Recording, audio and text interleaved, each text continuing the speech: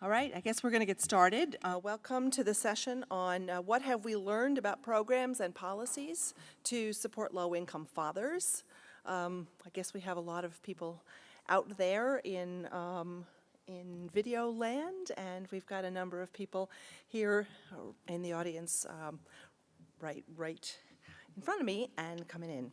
So we'll get started, and we're going to change the order of the program a little bit. We're going to start with David Pate from the University of Wisconsin at Madison.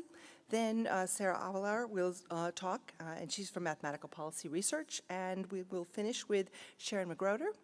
And then we'll leave enough time at the end for a discussion from those of you here in front of me and those of you out in live streaming land. All right.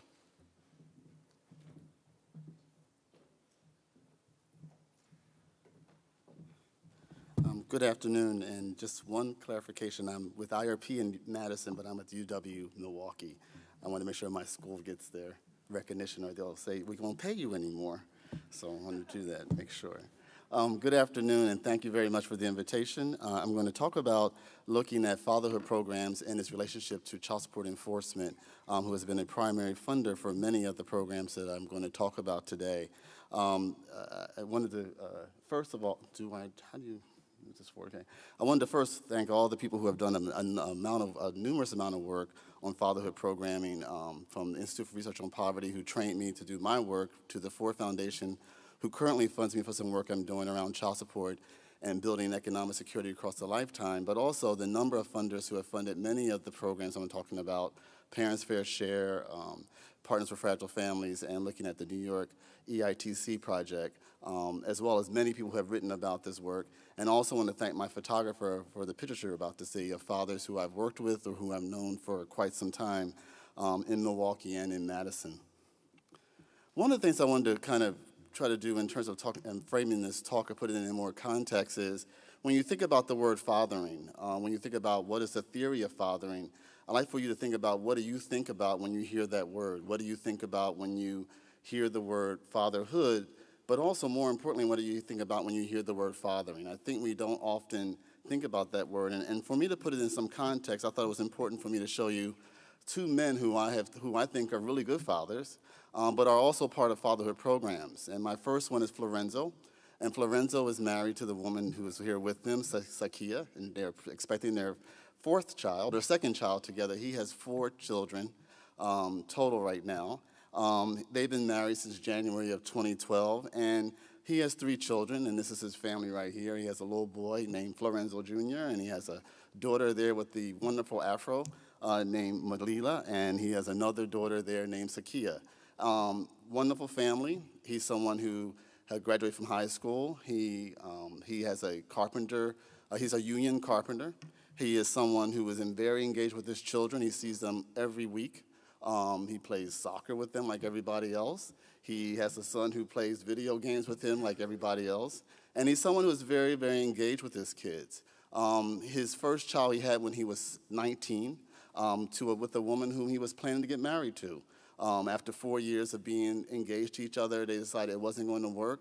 But that child he had at 19 is now a sophomore in college. And him and that mother have managed something that I think is very complex for very poor men who have limited education, as to how do you manage this world. And for that child, he has no child support issues.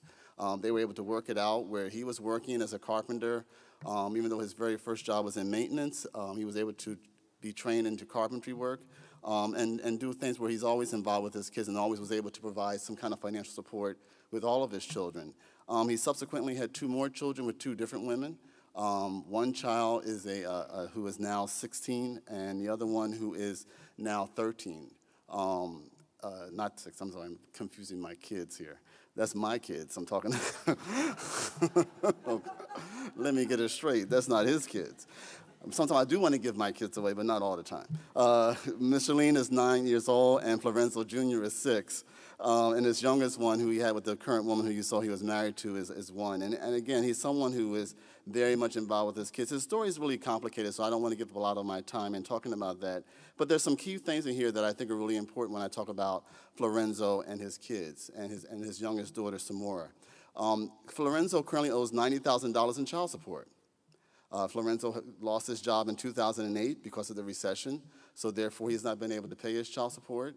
He recently was diagnosed with diabetes type 2, and I think the speaker earlier talked about some of the stressors that occur when you don't have a lot of things to support you as you move along in your life. This is a recent occurrence for him. With this new job that he has, he's a custodian at the local Hy-Vee, but still very engaged in his children's life. And I think it's really important when you think about who's attending fatherhood programs. This is a man who who has attended and would like to still attend a fatherhood program, and very much is engaged in trying to figure out how do I do good for my kids. But due to the current economy and his availability of resources, he's finding it very hard to make ends meet. His current child support order is $400 a month. His current salary is $9 an hour, and he's only getting 20 hours a week at his current job. But I think as a person who looks at, when you look at fatherhood programs, this is a man who goes to a fatherhood program in America for those that are available. And he was very involved in a program at the Urban League in Wisconsin. He's been incarcerated twice for non-payment of child support during the course of time that he was unable to make his child support payments because he didn't have a job, and his arrears accrued. But he still was very involved with his kids. My next person is another guy who I've talked to on occasion, and is involved with the program in Milwaukee. He's in a program that's funded currently under the Responsible Fatherhood Programming. This is his son, Javon. This story here is even more unique in that he is someone who had his child when he was 16, and the mother decided at the point in time that she became pregnant that she did not want him in her life. So she was already involved with another young man who she said I would like him to be the father of the child. And so for the last 6 years, Chris has been very actively involved in trying to gain joint custody and joint placement of this young man right here. He successfully just recently being only 2 months ago, just through the work of helping, through his own work, his own initiative, he was able to get joint custody. He doesn't have joint placement yet because for the next year he's under observation through the fatherhood program, which is serving as a place where they will report as to how well he does with this child.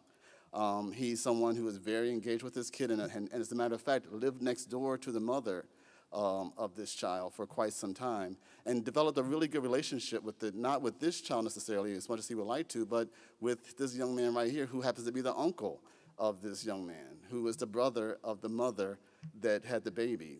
It gets complicated, but people live complicated lives.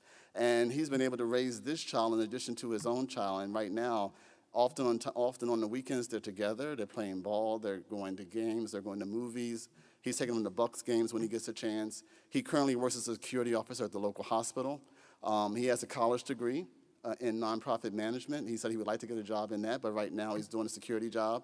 He currently has no child support because of the fact that he just gained joint custody of his child. When he has joint placement, he said there will be an order and he has to go to court in a couple of weeks for that. But in a year from now, there may be a reduced order or no order, depending on who's making more money or who he may be the one getting child support. But I often think of the fact that when we talk about who is going to these programs or who has attended the fatherhood programs, these are the men that I've seen when I was a practitioner. These are the men that I've always talked to. And as Kathy Eaton's new book talks about, these men are very involved with their children's lives. They're very actively engaged, and oftentimes one of the goals of the program is to get the men more involved with their children. Well, they really are already involved with their children.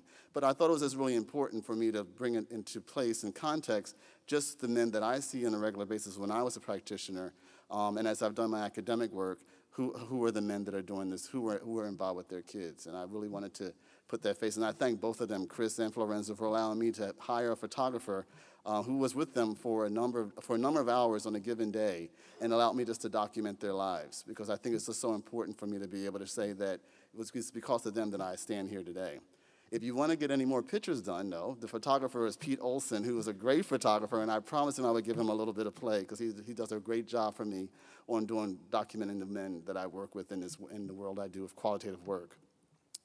The whole idea of fathers and child support has been a very interesting topic. When I first did this work as a social worker in 1984, I was doing work as someone who was trying to prevent teenage pregnancy and developing health programs in the hospital. As I moved along in my own professional career, I decided that I wanted to examine what did it mean to have paternity establishment and what did it mean to have child support engaged in your life, and particularly through the state of Illinois. And one thing that happened that was very exciting was the 1988 Family Support Act that gave an opportunity for public-private ventures and MDRC to do some really groundbreaking work on fatherhood, and this is some of the publications that came out of that. And as a practitioner, I was very excited. I was very glad someone's going to be able to see just what are some of the issues these men were confronted with, what were some of the things that what were some of the challenges that academics were facing in trying to document this work, but also trying to give more of a face and more of a picture, a qualitative picture that Earl Johnson's book did as to who these men are and what they're about and what are some of the things they're trying to do and their ability to stay within the system. There was also a number of other publications that followed after that, from Sports Illustrated talking about basketball players and their paternity issues, to the New York Times with Jason DeParle's publication, to the work that I did at the Institute for Research on Poverty, where I was able to document men's lives over 2 years about how the child support system worked when you had a full pass-through and a full disregard. The three programs that I want to really kind of highlight for the next, I have 5 minutes left? Boy. For the next 5 minutes is these. I'm going to just highlight what they said they were going to do and then what were some of the outcomes of that. In Parents Fair Share, they wanted to find more stable and better jobs, pay child support on a consistent basis, and become more involved parents. And they had 4 services that were there. And some of you, I'm sure, already know this, but I think it's important as the purpose of this conference is to remember what did we try out and what were some of the things that have happened and where do we want to go as we move forward. In the Partners for Fragile Family, there was also some of the same type of goals, except they also want to look at how do we have more systemic change. How can we get more? How can we get child support to be involved in a different way based on the findings of PFS? But also, how can we get more employers involved and other entities who are going to hopefully make these men's lives a little easier? And finally, there's been a more recent project called the New York Strengthening Families Through Stronger Families, which was looking at the NCP EITC. And again, seeing whether or not there was another way to build on the findings from the past. And so these were the 3 goals. When you look at the findings, it did increase employment and earnings. It did have, in PFS, many of the fathers they found out already were visiting their children regularly. There also was more child support paid.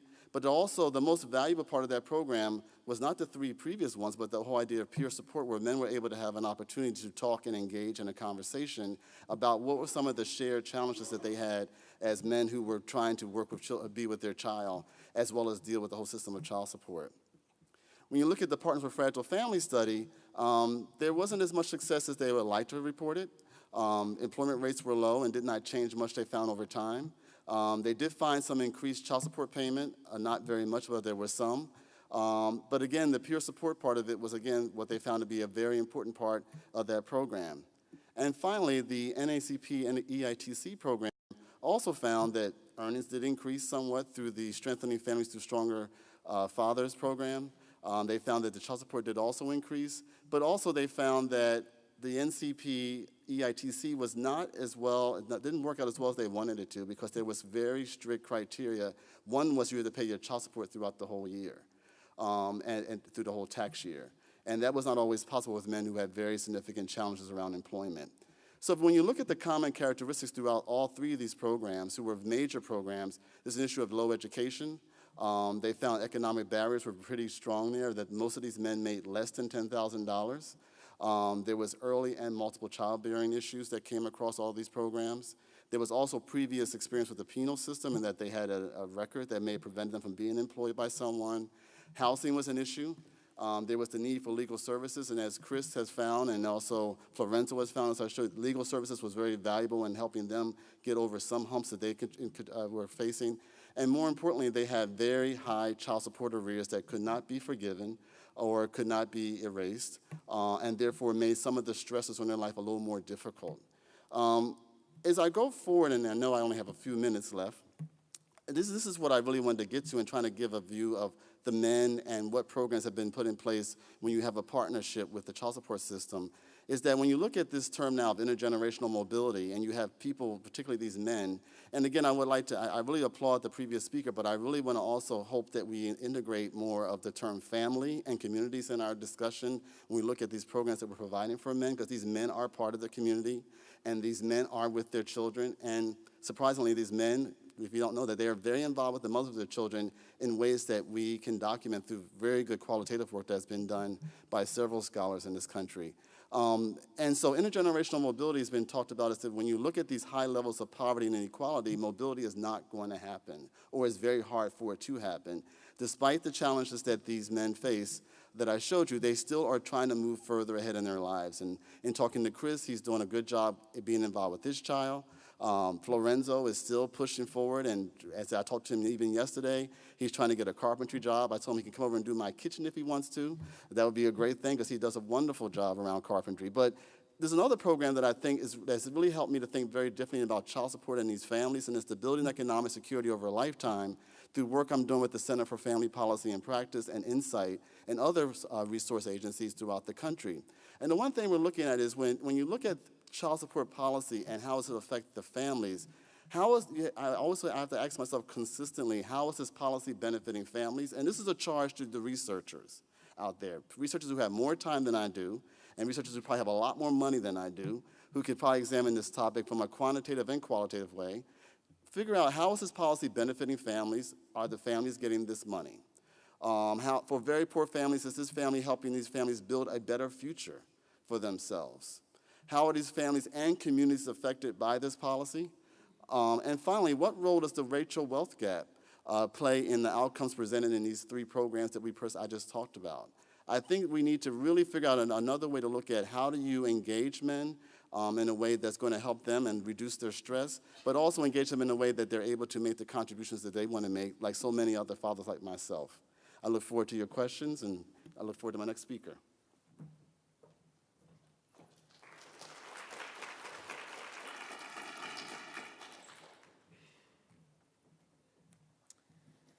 Good afternoon. My name is Sarah Avalar. I'm from Mathematical Policy Research, and I'm going to talk about a project in which we tackled the very big question of what works in responsible fatherhood programming. So just to give you a little bit of background and context, some maintain that fathers really became a stronger part of the social policy dialogue with the creation of the Office of Child Support Enforcement in 1975. And since then, I think interest in supporting low-income fathers has really grown. In the 1990s, Congress funded responsible fatherhood programs, and those early programs were often focused primarily on helping fathers meet their child support obligations, though there was some efforts to support broader father involvement as well. More recently, in 2005 and in 2011, Congress authorized ACF to provide grant funds to programs to provide three sets of services. The first is to support economic stability.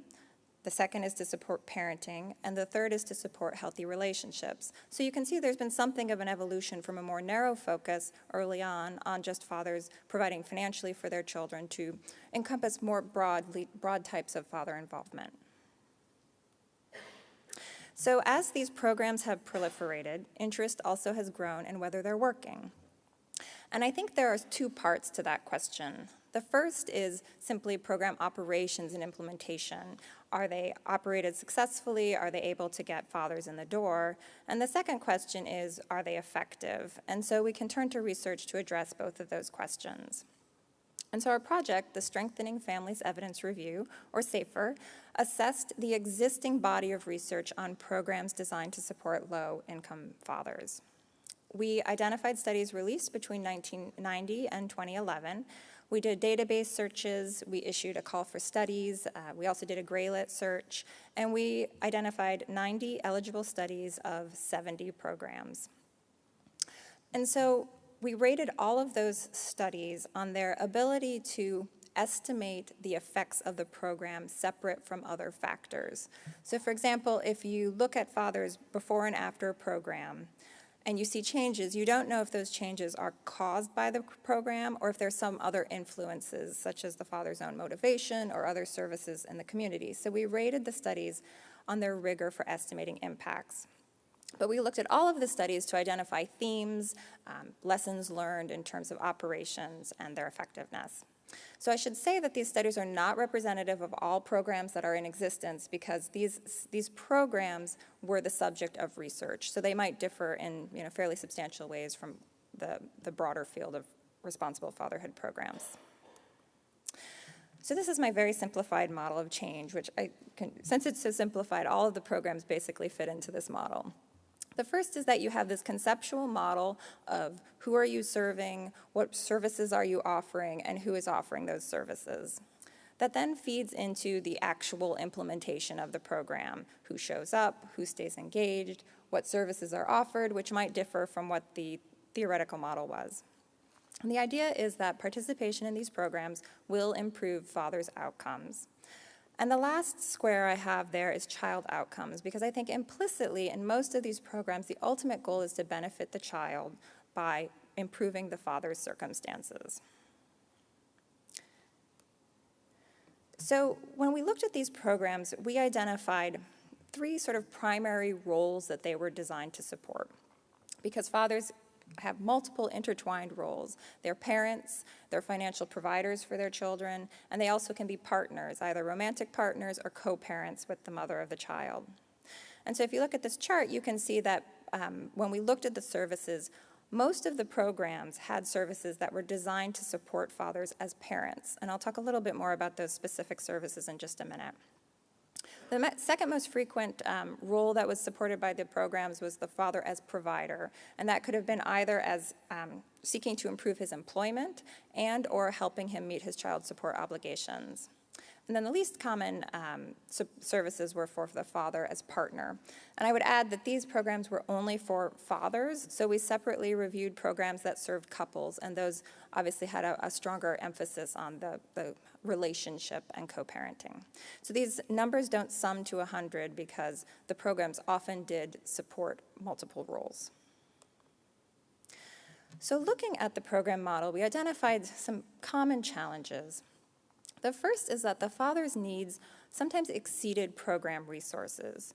So to give you an example, there was one program where the staff felt, after they started working with the fathers, that the fathers really needed one-on-one support to achieve their goals. But the program had not been designed to provide that, so they were understaffed, the staff felt overwhelmed, and they were unable to meet their other responsibilities. So that's an example of a mismatch between the program model and the fathers they were serving.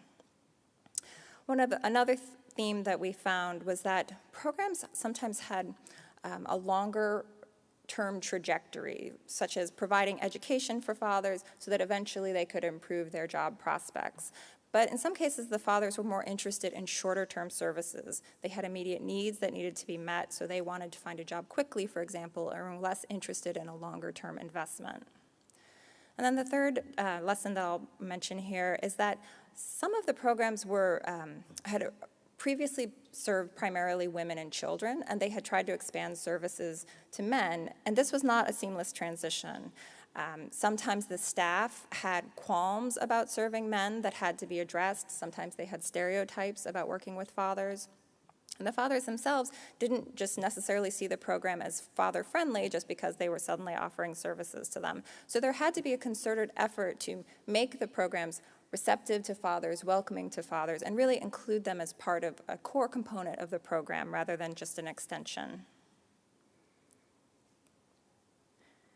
So now I'll talk a little bit about some of the actual implementation challenges that we identified in the literature. By far, the most common challenge was difficulty recruiting and engaging fathers in the programs. And this is a common challenge for voluntary programs, though I would mention that some of these programs were mandatory and they still had problems with recruiting and engaging fathers. So it's unclear if fathers are particularly difficult to engage or if this is just an extension of a problem that's well known. Specifically, some of the lessons that we identified was that eligibility criteria can really hinder enrollment.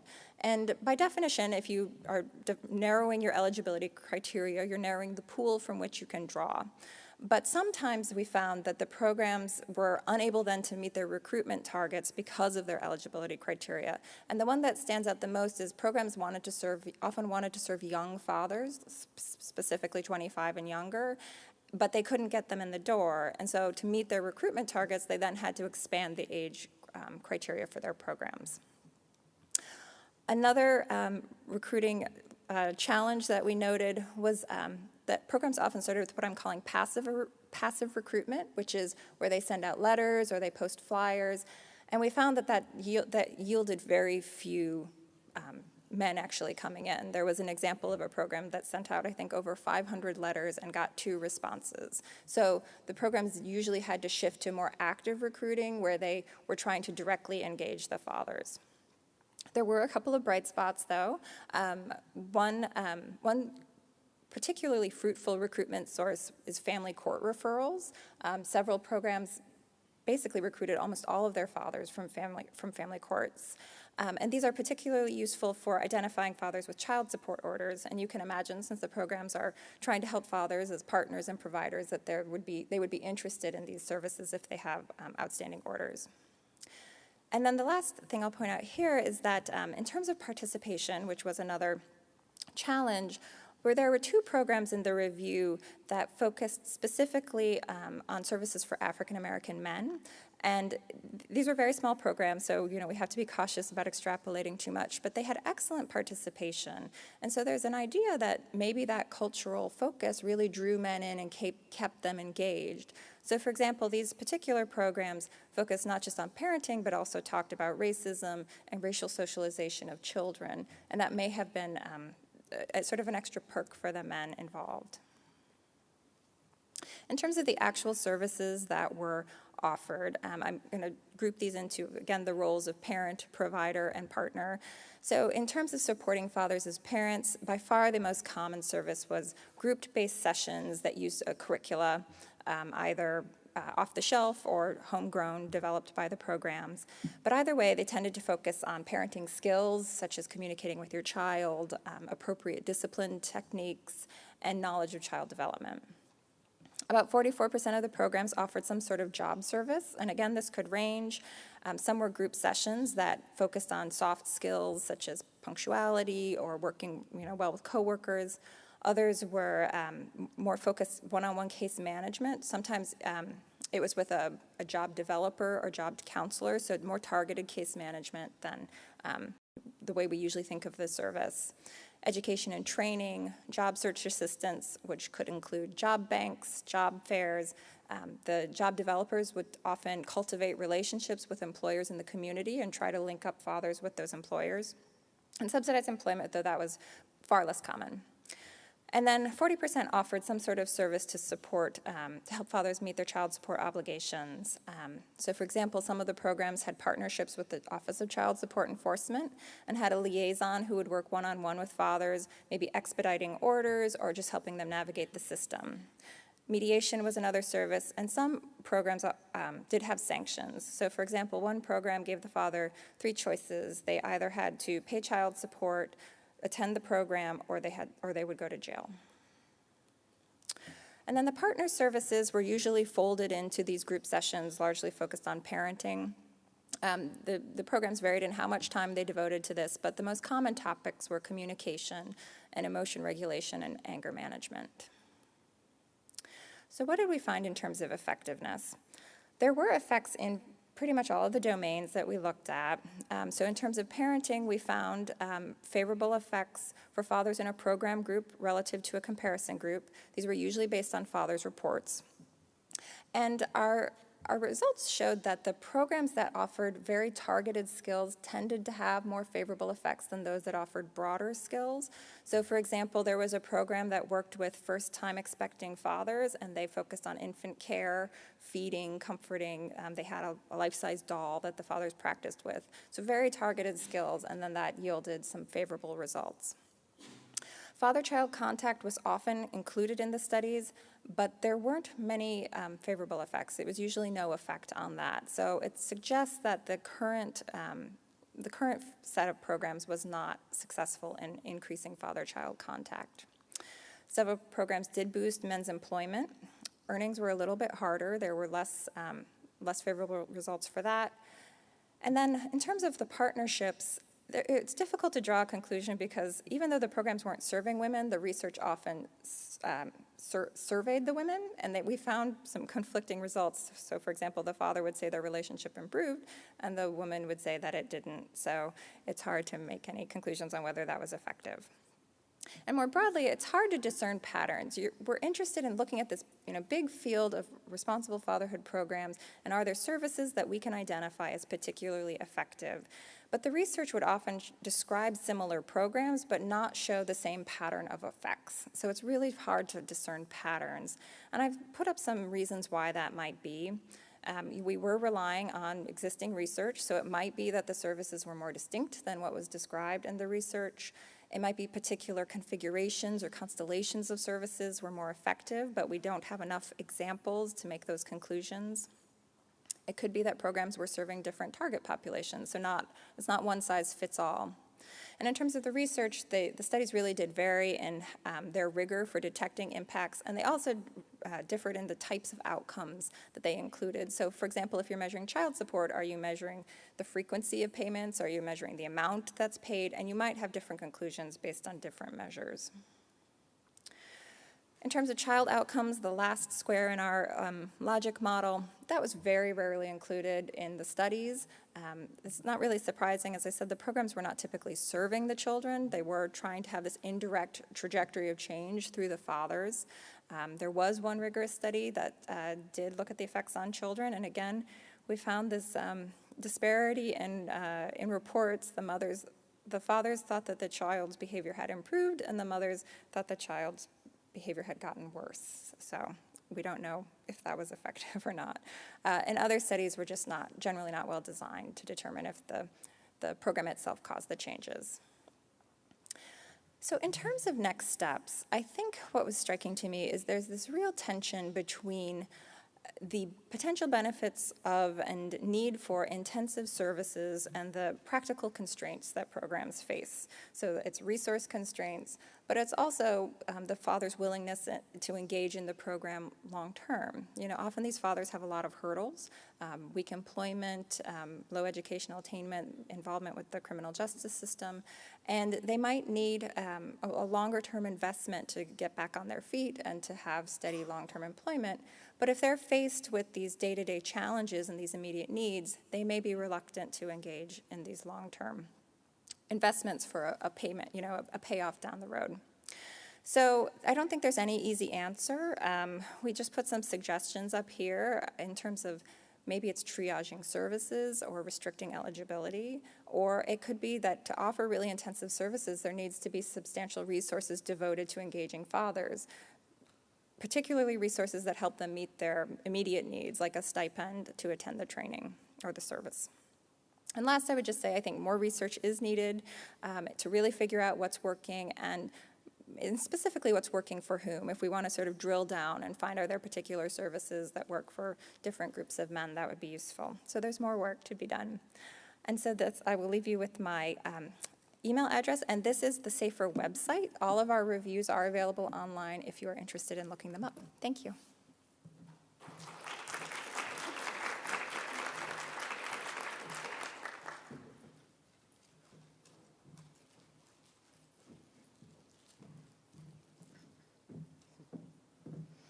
Good afternoon. My name is Sharon McRoder, and I'm also from Mathematica Policy Research. And I think you'll find that these presentations really dovetail nicely where Dr. Pate started saying, where have we been in the fatherhood research and program world? And Sarah did a really nice overview of what is our current knowledge about the effectiveness and how these programs operate. What I'm going to talk about today, hopefully, is sort of forward-looking, looking at different ways of understanding the fathers that are in these programs. So my presentation is called The Role of Psychosocial Factors in Fatherhood Research and Evaluation. Now, psychosocial refers to individuals' internal psychological processes and his or her social relationships. So psychosocial factors are sort of these squishy things that we think matter when you think about who comes to these programs, how to target them, recruit them, how effective are the programs. We think that these sorts of things matter, but we don't know how, and we don't know how to measure them. So my presentation today will focus on that, and I'd like to acknowledge my co-authors also who could not be here today. I'd also like to acknowledge that this project was funded by ASBE, and Kimberly Klum in the audience was our project officer. And we also benefited from an expert panel of federal and non-federal experts in program evaluation, fatherhood research, and fatherhood programming. And these experts participated in a roundtable of findings at the end of the project to help us think about, well, what might the role be for looking at psychosocial factors in future research and evaluation on fathers. So for today's presentation, I'll begin with some background on what motivated ASBE's concern in this topic, and then I'll provide an overview of the goals of the project, which was called Looking Inside the Black Box of Fatherhood Evaluations. I'll then describe our approach to a literature review that we conducted and provide an overview of the findings, and then I want to focus most of my time on the expert feedback, which, by the way, Dr. Pate was on our expert panel, as well as Matt Stagner in the audience and probably others. So I really want to have an opportunity to share their thoughts on where future research could go in this area.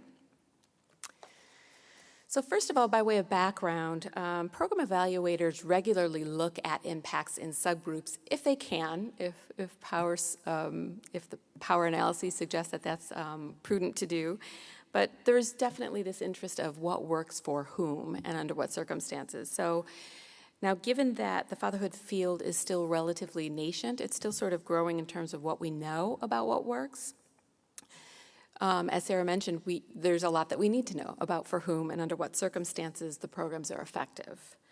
So in particular, ASBE was interested in looking beyond the demographic characteristics typically used to define subgroups, so things like employment status of the father or educational attainment, and to consider whether there is value to considering psychosocial characteristics when defining subgroups.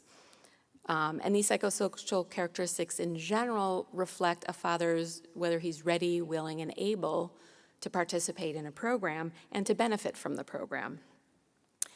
And fourth there, ASBE was also interested in looking at, are there innovative ways that we could be thinking about creating these subgroups? So the overarching goal of the Black Box Project was to help inform future fatherhood evaluations, and the specific objective was to identify theoretically relevant psychosocial factors and innovative approaches for creating subgroups of men who may benefit or who may differentially benefit from fatherhood programs.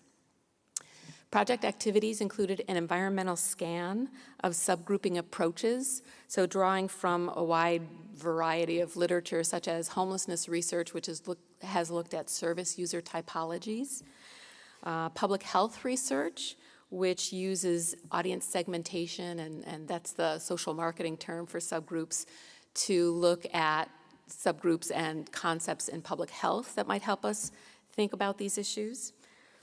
And we also took a look at the subgroups that were examined in the SAFER studies that Sarah was talking about. We also conducted a couple of literature reviews. One was on theories of behavior change, and the other was looking at psychosocial predictors of fatherhood outcomes in samples of low-income men. We also compiled the measures that we found from these studies to begin to think about how might you measure these psychosocial factors. And then, as I said, we had that expert panel discussion. And so what I'll talk about today are those two topics in red, the literature review on psychosocial predictors and the expert panel discussion. So what we started with having to identify, well, what do we mean by psychosocial constructs? And so we looked through health behavior change literature, in fact relied on a nice review by Glantz and her colleagues on the most often cited health behavior change theories used in research. We looked at selected articles looking at behavioral economics, and we considered psychological and developmental theories on the determinants of fathering. And then we also looked at some audience segmentation research in public health.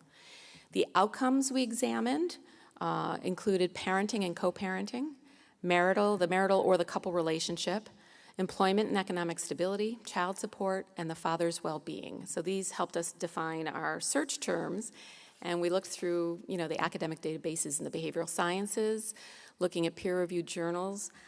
We also, and we limited it to research on low-income fathers. So this really is looking at what do we know about these issues among low-income men.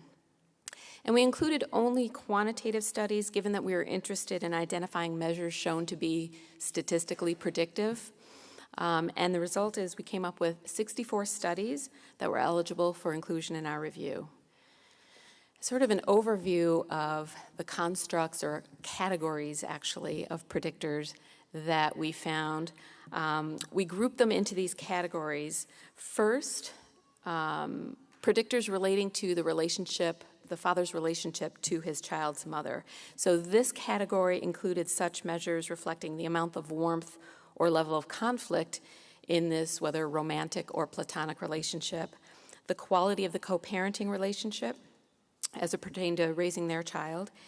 And as you can see, most of the studies that we examined, this was the most common set of predictors, psychosocial predictors that they looked at.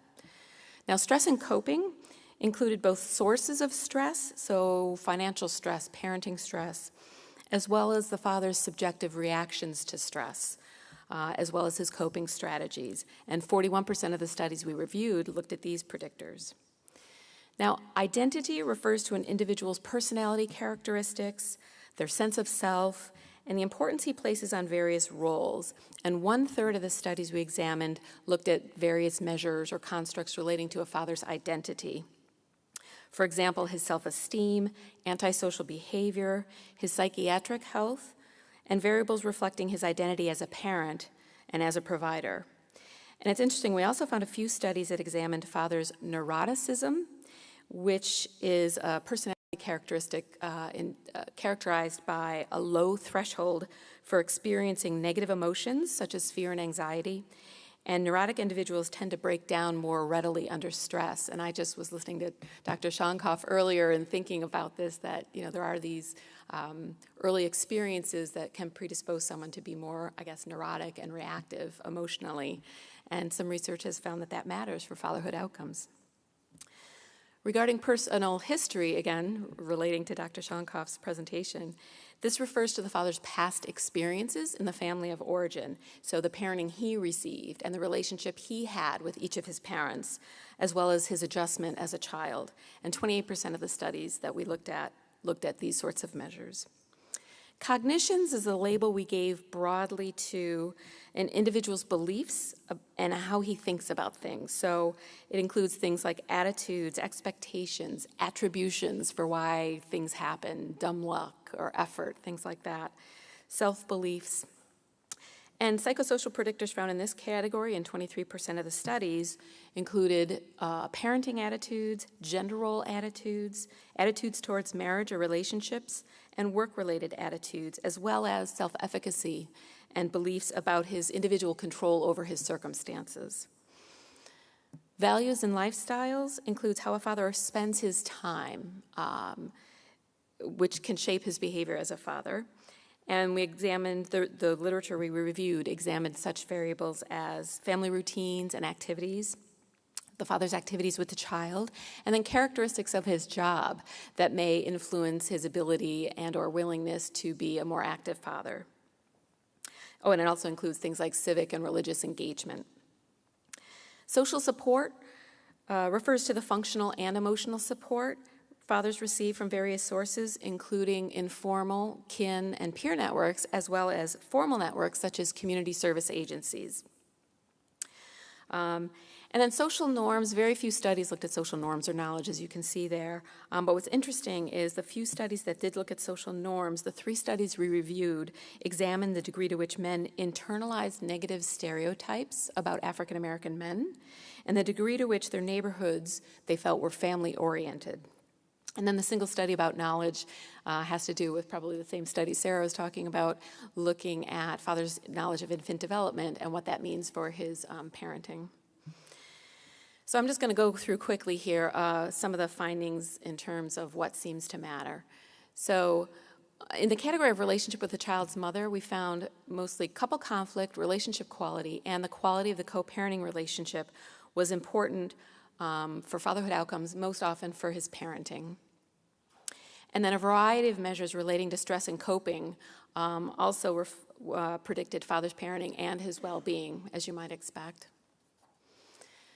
Variables that we found relating to identity or personality, neuroticism, self-esteem, and the degree to which the father embraces the father role or the father identity predicted, neuroticism predicted poorer parenting. All of these related in the ways you would expect with parenting, and in addition, self-esteem predicted greater well-being.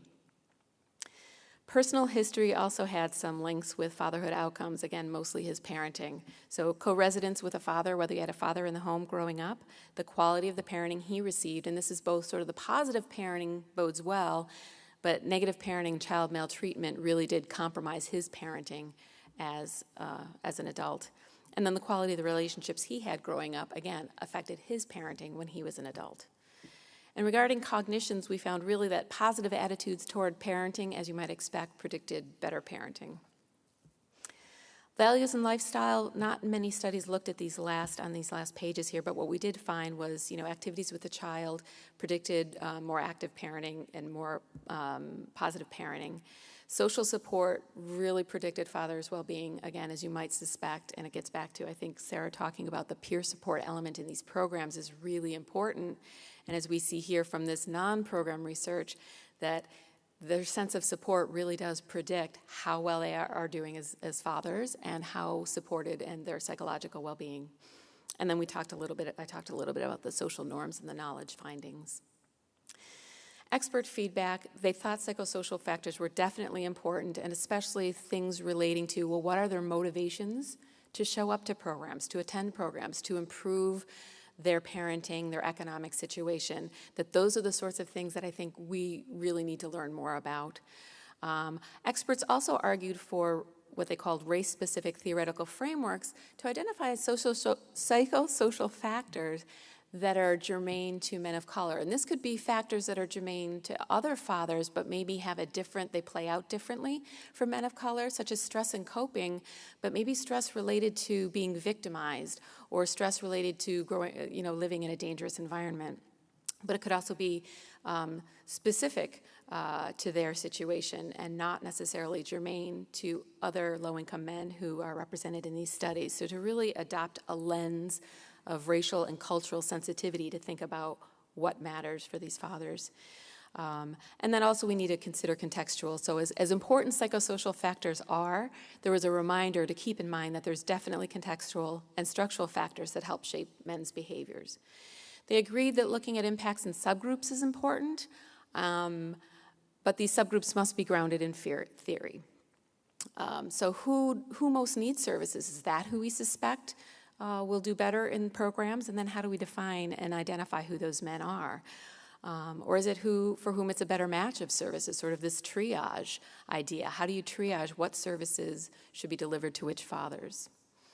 They also said that there's value to thinking about psychosocial factors for other purposes, just for understanding the process of change. How do men go from a situation where they want to improve their outcomes to engaging in a program and with facilitators and other men that puts them on a trajectory to improving their outcomes? It helps us to understand what their needs are. And psychosocial factors can be used, the group was saying, we could be thinking about post-baseline subgroups. Now, of course, that wouldn't be useful in an experimental analysis, but there was a lot of talk about what about men who become ready to change only after they've been involved in the program? So coming in, maybe, that's not the time to define the subgroups, but it really is those who really resonate with the services and really take off. How do I identify who those men are and measure that that's an impact of the program? Similarly, mediators of program impacts, that psychosocial factors may have a role in sort of these proximal outcomes of change before these longer-term ultimate goals of employment and child support and well-being and parenting are achieved. And then finally, for generating theories. Again, the fatherhood field is still relatively nascent, though it's been around for a few decades now, but really we need some theories about behavior change, how change occurs, what programs can do to target these levers of change, and then how do we measure those as program impacts. So this really is kind of a summary of, I think, what I've said so far.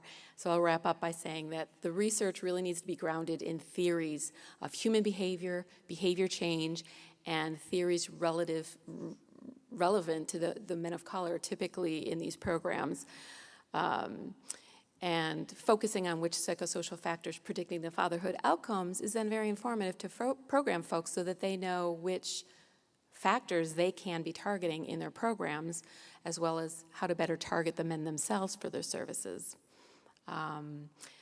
We definitely need more research, it was felt, in this expert panel, qualitative research, small-scale studies, and participatory research, because this really is developing and moving a field forward, so really understanding the reality of these men's lives, as David showed in his pictures, you know, who are these men and what could most benefit them, that we need many forms of research to help inform that question. And then all of this does eventually then speak to, well, we need measures and ways of identifying what has happened in these men's lives after program participation. So that's my contact information, and the report is on the ASPE website if you'd like to take a look. Thank you.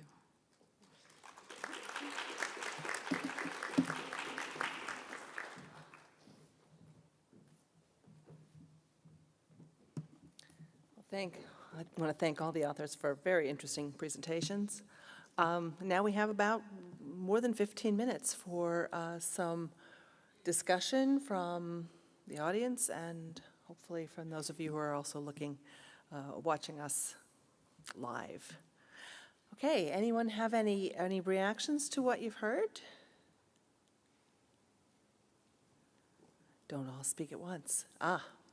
There's a microphone in the center. Matt. Thank you. I found all three of those very interesting.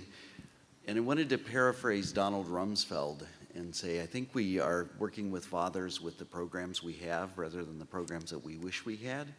But I wonder what, from each of your perspectives, this next wave, I sort of heard a plea for more research, then we'll design more programs, and then we'll study those programs. But I wonder if you could revise current programs right now based on what you heard from each other and from your own research. What's one thing from each of you that you might do differently? Because I feel like the basic message here is we have a mismatch of programs and the real conditions of fathers or the real motivations of fathers.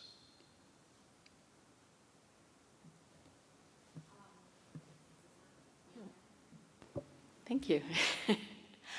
That's a great question, and I actually have two thoughts of mismatch. I think from the research side, there's a bit of a mismatch in understanding the men's lives and looking at outcomes that maybe we don't typically measure.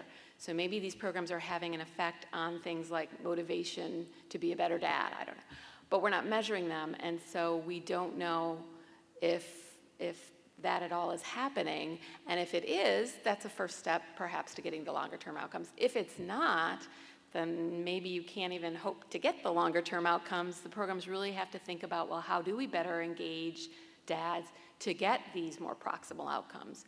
So I think partly it's a lack of, or a movement in the direction of research to get at these sort of more proximal outcomes that I think the program folks see and believe are happening. We just need to better document them. But I do think in terms of program elements that could be strengthened. I think that this notion of psychoeducational model of you give education, they learn the skill, they practice it, they do it, and it's all neat and clean.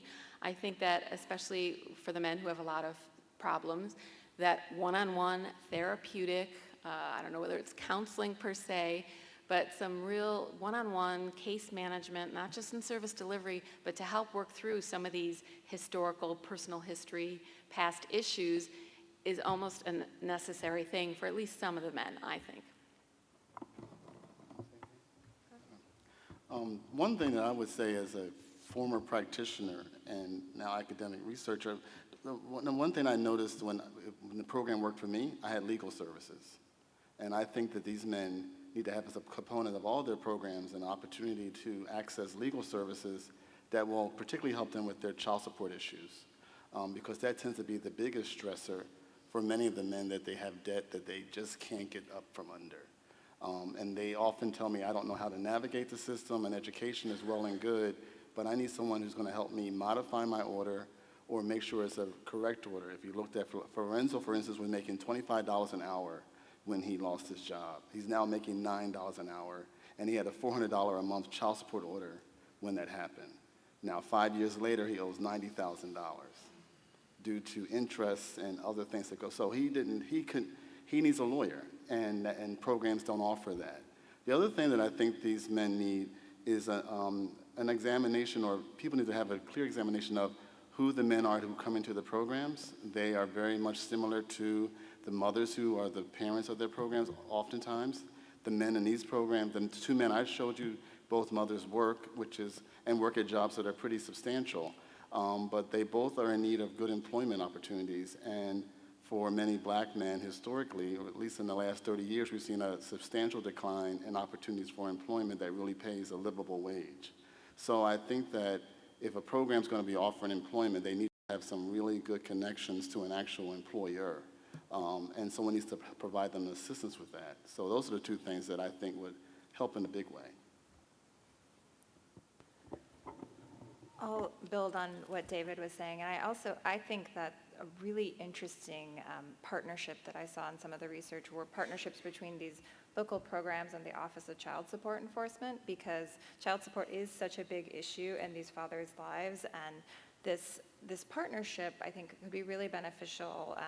Maybe it's expediting orders, or there were some programs that did a rearage forgiveness to allow men to get back on their feet, and I think that is a really potentially useful partnership for these programs. Great, thanks. We have another question out I here. have a question. Hi, I'm Cindy Lamey from Robin Hood Foundation. I have to admit, I'm a researcher myself, and I've never had such an emotional reaction to a panel of researchers and this issue, because I feel like research can never take the place of the policy change that needs to happen.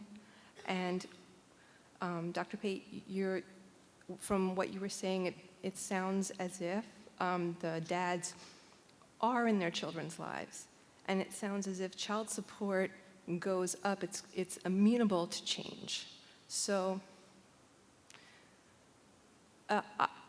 the reaction that I'm having is, how in the world would we expect these men to do something different with the education system that's producing them as they are as adults, with the fear of jail, when we're putting a third of African American men who drop out of high school into jail in this country. And it sounds like there are times when we're putting them into jail because they're poor, basically, sort of going back to pre-Renaissance England or something. So I guess my question is, as researchers, how do you think we can make impact on this? Really? That's what I want to know. Okay. Well, I can say that I've been able to have some impact in ways I didn't think. There was a Supreme Court case and work that I had been doing throughout my life as a practitioner and as an academic, and as a policy advocate, was called on through the Center for Family Policy and Practice, because we have been looking at that issue. I'm a very much engaged researcher who looks at practice on the ground through the center, as well as through my academic work as a qualitative researcher. And I was able to work with attorneys who were able to go before the Supreme Court to say that men who don't have any money should not be incarcerated. There was the Turner v. Rogers case. And even though the case was looking to say that they should have attorneys for civil contempt, or for civil, when you're at loss of your liberty, that made a difference in the work that I have been doing in the center, but also as an academic through IRP. I was able to utilize that information that I found out through my own research. So I think there's ways. I think it's really us really thinking about men not as separate from their family, but as a part of their family. And that's what my research is. That's what my work has always been. I always think of those men as being involved with their kids. And what I found in my own qualitative work was that when I would go into people's homes and sit around and talk, and I would see a bunch of kids running around, I would say, well, you're known as a non-resident father. Who are these kids? And they would say, they're my kids. And oftentimes, if you can talk to the kids, they'll tell you where their daddy is. These men do maintain contact. And Parents Fair Share saw that. I mean, in their studies, it's documented. they found the men were more involved than they suspected. I think that's why I thought it was important when we were talking about this panel, we thought it was important to revisit the past and see where we're going since 1984, since when I started, but more since the research that we found that was funded through ASPE. And I'm really appreciative of Linda Melgren and all the work that they've done around funding such work, that there has been documented research that has shown these men are there. And I think we need to remind ourselves as we move forward, revisit that information and also look at where things are different. I think that's what's different now too, is that the job market's gotten much worse for black men or for men of color. So we need to revisit. So I think it's a matter of getting researchers more engaged in thinking about impacts of these policies, this particular policy, on the community and the family. It's just something I think that I give a charge to all researchers to do, particularly my qualitative colleagues, but also my quantitative colleagues as well. I think mixed methods is a definitely good way to do this work. And one thing I'm doing now, even as I listen to Dr. Schoenkopf talk earlier, one area of work that I've engaged in with my own colleagues who are quantitative is looking at trauma issues of these men. We tend to think of trauma as only being women, but these men are experiencing trauma, and I'm going to report on that through some work I'm doing with the Milwaukee program in June. Some early stuff that we're thinking about as we move forward in our work. I think that that's something that we have not really, we don't think of these men as not being vulnerable, and they're very vulnerable. And the impacts of what has happened to them has not really been well documented. So I just say that more researchers need to get interested in the work. I'm happy to develop a whole camp of you. If you want to come along with me, I'm ready to bring you along. So we can talk afterwards.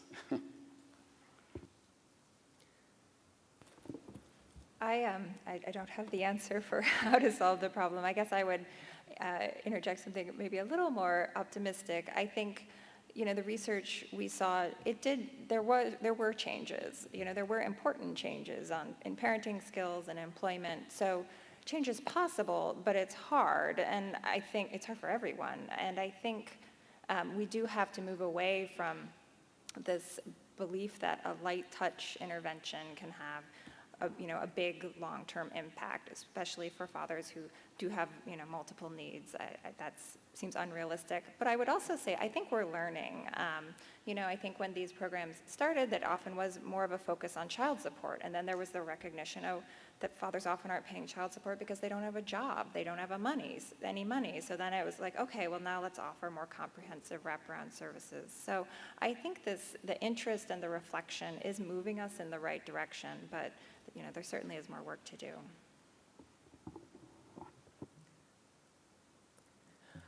Let me just ask one question of the panel, unless there's any other comments that are coming from the online audience.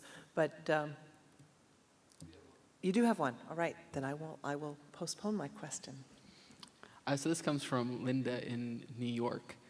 She has a concern of child support payments going to the Department of Social Services and the needs of children and families not being considered in that process, and is interested if you have any comments on that aspect of it. I don't know if I would say that the needs are not considered. I think that child support does think about the needs of these children. And again, as the PFS talks about in their own report, they say that the system that the men that are primarily coming to their programs who are making less than $10,000 are engaged in a system that was meant for middle-class families. So there is a thought that they want to be sure that children get money, but also child support enforcement is a cost recovery program. That's in the statutes. I know that there is a move to move away from it being a cost recovery program for those who have received TANF benefits or AFDC benefits, but that's the current statutes. I mean, that's what their mission is. That's what the current, unless the law changes, that'll be what it's going to be. That's the reality of the program right now, but there is programs, for example, Wisconsin does 100% pass-through right now. There is another state, I think it's Rhode Island, that also does 100% pass-through. There are only 2 states in the country that does 100% pass-through. But that is an option that states can choose. I mean, it's just really up to states to take that option and not have it be retained. So. And I would just add, there was actually a rigorous study of the Wisconsin pass-through child support changing the child support enforcement, and they found that that did have a favorable effect, that fathers were more likely to pay their child support and paid higher amounts when they knew it was going to their families. So that was an effective policy change. Great. Well, let me just ask a question about motivation. That word came up for several of you, and over the last couple of decades, we've recognized that there are a lot of fathers who are motivated, but there are still some fathers who are not. How do you deal with that, especially because they're the ones that, as you say, are less likely to be in these programs? Is there public service announcements out there? Does that work? Actually, I've heard some people say it's kind of offensive because these dads are already, they know they want to be in their kids' lives. But what do you do about the motivation part? Or do you just say the ones who are not motivated, we're going to have to get them with child support?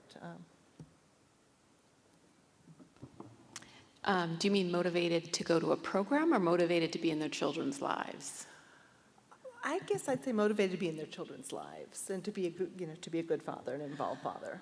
I think what I've seen of these programs, and please speak up too, is that a lot of these guys, most of them are motivated to, even if they're, I heard somebody say once, there's two basic subgroups, guys who can't and guys who won't. So you're saying, well, what about the guys who won't? But even those guys, I wonder if there are just so many issues that maybe not only do they feel not able to contribute anything to the child, but they may feel, again, please tell me about the dads you see, but that maybe they think their child's better off without them. Maybe they don't feel worthy of being a father.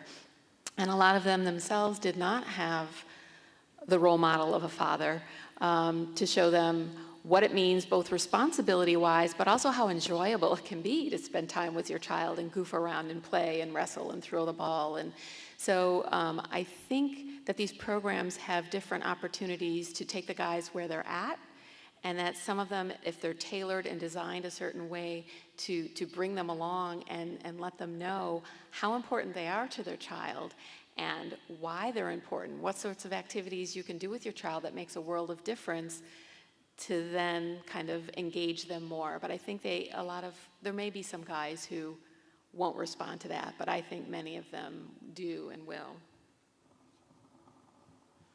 I guess the term motivate makes me a little uncomfortable, but only because I think it depends who's defining the word motivation. For example, someone who didn't know Florenzo would say he was unmotivated because he owed $90,000. If they didn't know his true story of how I've gotten to know him based on the fact that he has a union carpenter license, but lost his job. And I'm in a state, Wisconsin, where we have the highest rate of black male incarceration in the country, even though blacks are only 5% of the state. And so you have these issues of disparity that are very profound for someone in Wisconsin, but also in the country for people who are of color. And I think that if a man doesn't want to be involved with his child, that's what we're looking at. He's not motivated to be involved with his child. I don't know if I want him to be involved with the child. Maybe he should only pay child support because that may not be the best outcome for that child. But I think that many of the men who I talk to, and it is so complicated, they tend to define their manhood as in the fact that they are able to financially provide something for their child. And in a support group, in a focus group I did a month or two ago, one man was in the focus group saying, I can't look at my kid in the eye when I can't buy him a $1 McDonald's hamburger because my child support's been taken out of my check. My check is $5 or my check is $40, and I got to live off of that. And I know I want to pay my child support, but he doesn't even get it. And so it's just very complicated because for some of these men, despite how hard they try, they still are not be given any type of credit. I don't know if credit is the right word to use, but it just requires more conversation. I think we need more qualitative studies to really get at the voice of these men as to how they're defining motivation or what's holding them back. But generally they'll say I'm being held back because I can't look at my kid in the face when I can't even buy them a $1 McDonald's hamburger. I mean, I know that sounds very cliche and anecdotal, but that's just the reality of what I see and what I hear. on a regular basis. But I do think they're very motivated, very much what Sharon says. It's just that over time that erodes because you don't have any inner strength to keep going at that, and your kid knowing you can't even be a man as how man is defined in our country right now.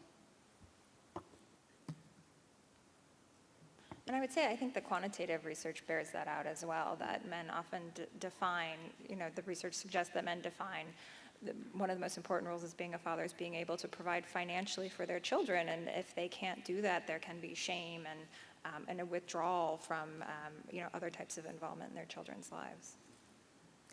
Great, well, I think we are out of time. Let's thank the panel again, and I want to thank all of you for participating, for an interesting discussion.